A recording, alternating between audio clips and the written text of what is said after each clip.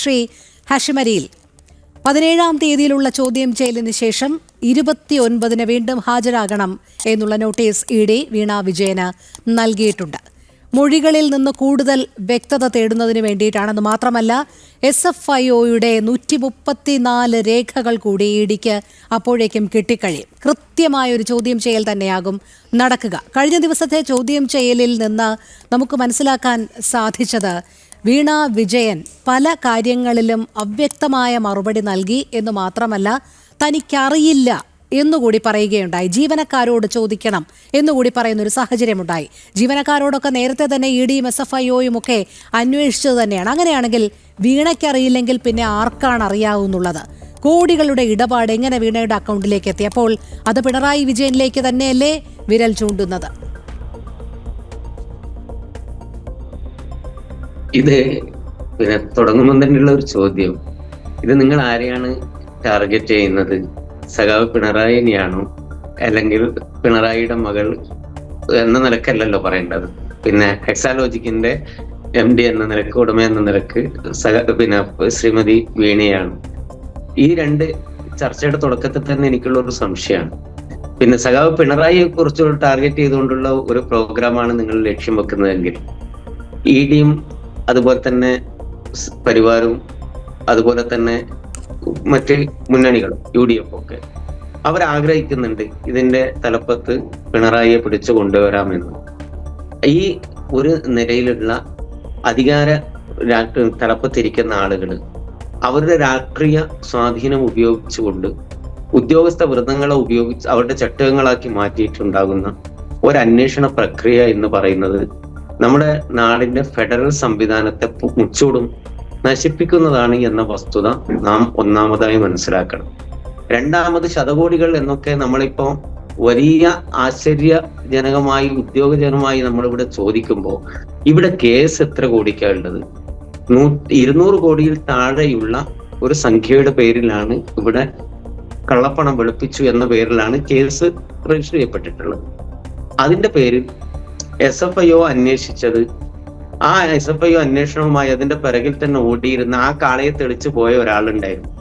അയാളുടെ പേര് മാത്യു കുഴൽനാട് എന്നാണ്.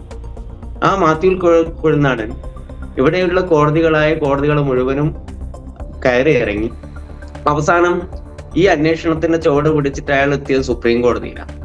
സുപ്രീം കോടതി ഈ അന്വേഷണത്തെ, ഈ വാദഗതികളെ നിഷ്കരണം തള്ളി എന്ന് മാത്രമല്ല, അവിടെ നിന്ന് ഇനി കേസുമായി വന്നാൽ 10 ലക്ഷം രൂപ കോടതി ചെലവ് കെട്ടിവെക്കണം, നഷ്ടപരിഹാരം കൊടുക്കണം, ഫൈൻ അടിക്കണം എന്ന് പറഞ്ഞിട്ട് അദ്ദേഹത്തെ പറഞ്ഞു വിട്ടത്.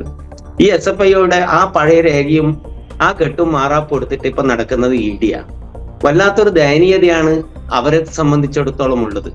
ഇല്ലാത്ത ഒരു കേസും ഉണ്ടാക്കി അത് പ്രതിപക്ഷ നേതാവിന്റെ തലയിൽ കെട്ടിവെക്കാൻ വേണ്ടിയിട്ട് ഇങ്ങനെ ഈ മാറാപ്പും തൂക്കി നടക്കുന്ന ഈ ആളുകൾ, അവരെ സംബന്ധിച്ചിടത്തോളം വലിയ ദയനീയമായ ഒരു അവസ്ഥയിലാണ് ഉള്ളത്. കാരണം വലിയ ഫോഴ്സാണ് അവരുടെ പിറകിൽ നടക്കുന്നത്. ശരി, ശ്രീ ഹാഷിമരിയിൽ തുടക്കത്തിലെ ഇടപെടുകയാണ് എന്ന് കരുതരുത്. പക്ഷേ താങ്കൾ ആദ്യം ഇ.ഡിയെ പറഞ്ഞത് രാഷ്ട്രീയ ലക്ഷ്യത്തോടു കൂടിയുള്ള അന്വേഷണം, അത് കഴിഞ്ഞ് SFIO അന്വേഷണം, ഇതൊക്കെ ഉപരി താങ്കൾ കാണുന്നത് income tax interim settlement board കണ്ടെത്തിയതടക്കം പിഴവുകൾ എന്നാണോ മനസ്സിലാക്കേണ്ടത്? അതിനുശേഷമാണല്ലോ SFI അന്വേഷണത്തിലേക്ക് എത്തുന്നത്. സീരിയസ് ഫ്രോഡ് ഇൻവെസ്റ്റിഗേഷൻ ഓഫീസിന്റെ കണ്ടുപിടുത്തങ്ങൾ എത്രത്തോളം ഗൗരവ സ്വഭാവത്തിലുള്ളതാണ് എന്നുള്ളത് താങ്കൾക്കും അറിയാം. തൊട്ടു പിറകെ തന്നെ ഇ.ഡി എത്തുന്നു. കള്ളപ്പണ ഇടപാടുകൾ നടന്നിട്ടുണ്ട് എന്നുള്ളത് വ്യക്തമാകുന്നു. അക്കൗണ്ടിലൂടെ ഒരു 2.5 കോടി എത്തി. അതിനെ പിന്നീട് ഇൻകം ടാക്സ് ഡിപ്പാർട്ട്മെന്റ് പിടിച്ചപ്പോൾ GST അടച്ചില്ലേ എന്നൊക്കെ ചോദിച്ച് ഒഴിഞ്ഞു മാറുമ്പോൾ കൃത്യമായൊരു ഉത്തരം ഇതുവരെ വീണ വിജയന് നൽകാൻ കഴിഞ്ഞിട്ടില്ല എന്നുള്ളത് തന്നെയല്ലേ? മറ്റെന്തൊക്കെ വാദഗതികൾ നിരത്തിയാലും എന്താണ് CMRLന് നൽകിയ സേവനം എന്നുള്ളത്? അനധികൃതമായി CMRL എങ്ങനെ കരിമണൽ ഖനനം 4 വർഷത്തോളം നടത്തി എന്നുള്ളത്? ശശിധരൻ കർത്ത 1600 കോടിയുടെ കരിമണൽ ഖനനമാണ് അവിടെ നടത്തിയത്. അങ്ങനെയാണെങ്കിൽ ഈ 2.78 കോടിയൊന്നുമല്ല വീണയുടെ അക്കൗണ്ടിലേക്ക് എത്തിയത്.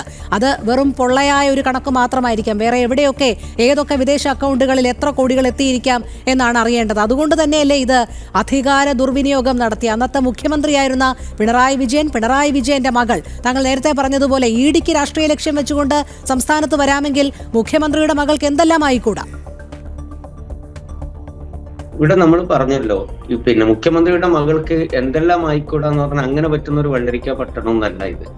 ഇവിടെ ആകെ ഒരു പിന്നെ ED ആണെങ്കിലും SFIO ആണെങ്കിലും മറ്റ് അന്വേഷണ ഏജൻസി ആണെങ്കിലും ഒക്കെ പറയുന്നത് ഒരു 190 കോടിയുടെ പിന്നെ കള്ളപ്പണം വെളുപ്പിക്കലുമായിട്ടാണ് ഈ കേസ് പോകുന്നത്. അതിനപ്പുറമുള്ള കേസുകളൊന്നും ഇതുവരെ ചാർജ് ചെയ്യപ്പെട്ടിട്ടില്ല. ചാർജ് ചെയ്യപ്പെടുമ്പോൾ അതിനെക്കുറിച്ച് സംസാരിക്കാം. യഥാർത്ഥത്തില് ഇവിടെ ഈ പണത്തില് 2 കോടി ചില്ലറ ഇവരുടെ എക്സാലോജിക് കമ്പനിക്ക് കൈപ്പറ്റി എന്നതാണല്ലോ വിഷയം. ആ 2 കോടി ചില്ലറയെ കുറിച്ചുള്ള ചോദ്യത്തെ കുറിച്ച് പറയുന്നുണ്ടെങ്കിൽ അതിന് മറുപടി വീണ പറയട്ടെ. അത് പറയുമായിരിക്കും. കാരണം അത് അവർ പറയുന്നത് അവരുടെ ബാധ്യതയാണല്ലോ. അവർക്ക് അത്രയും കൊടുത്തിട്ടേ ഉള്ളൂ എന്നാണ് പറയുന്നത്. ഇവിടെ ഞങ്ങളുടെ നാട്ടില് ഒരു സംഭവം ഉണ്ടായിരുന്നു. ഒരു സദ്യ നടക്കുക. സദ്യ നടക്കുമ്പോൾ വിളമ്പുകാരൻ ഒരു അന്ധനായ ഒരു മനുഷ്യനെ കണ്ടപ്പോൾ പാപം തോന്നിയിട്ട് അദ്ദേഹത്തിന്റെ മുന്നിൽ കുറെ അധികം പിന്നെ ഭക്ഷണങ്ങൾ വിളമ്പി കൊടുത്തു. അയാള് ഈ കണ്ണു കാണാത്ത ഈ മനുഷ്യൻ കൈകൊണ്ട് തടവി നോക്കിയപ്പോ അയാളുടെ മുന്നിൽ വലിയ കൂമ്പാരം ഭക്ഷണത്തിന് ഇങ്ങനെ കാണുക. അപ്പൊ അയാള് ഇങ്ങനെ പറഞ്ഞതത്രേ, കണ്ണ് കാണാത്ത എനിക്ക് ഇത്ര കിട്ടിയിട്ടുണ്ടെങ്കിൽ കണ്ണ് കാണുന്നവർക്ക് എത്ര കൊടുത്തിട്ടുണ്ടാവും.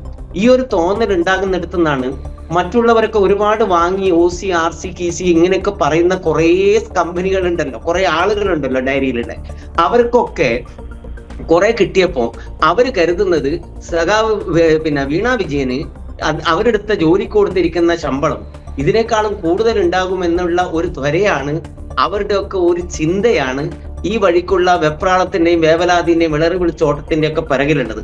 ആ പിറകിലുള്ളവരാണ് ഇത് ഓടിത്തുടങ്ങിയത്. അവരാണ് SFIO അന്വേഷണം കൊണ്ടുവന്നത്.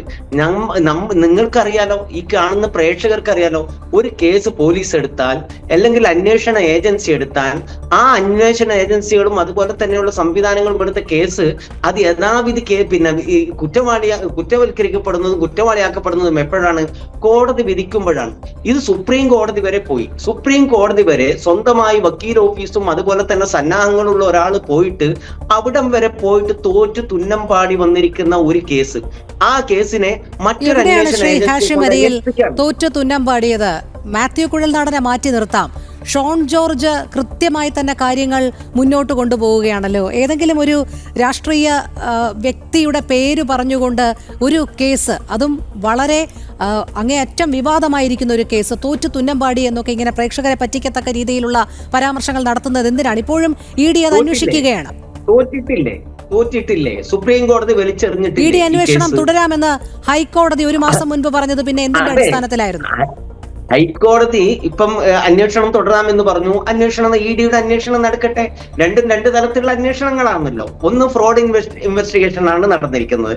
ഫ്രോഡ് ഇൻവെസ്റ്റിഗേഷൻ പേരും പറഞ്ഞ് നടത്തിയവര് ആ കേസിൽ പരാജയപ്പെട്ട് ഒരു മൂലയ്ക്ക് ഇപ്പൊ അവിടെ ഇരിക്കുകയാണ്.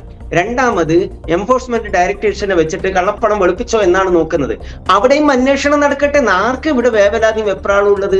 ഇപ്പം വീണ എന്ന് പറയപ്പെടുന്ന സഖാവ് പിണറായിയുടെ മകളായതുകൊണ്ടാണല്ലോ നിങ്ങൾ അവരെ ടാർഗറ്റ് ചെയ്യുന്നത്.